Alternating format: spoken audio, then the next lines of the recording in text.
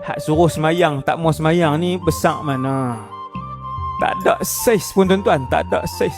Kita nak lawan siapa yang sampai hari ni umur 40 lebih tak tutup aurat lagi ni, nak lawan siapa? Umur 60 duk tunggang arak lagi ni, nak lawan siapa?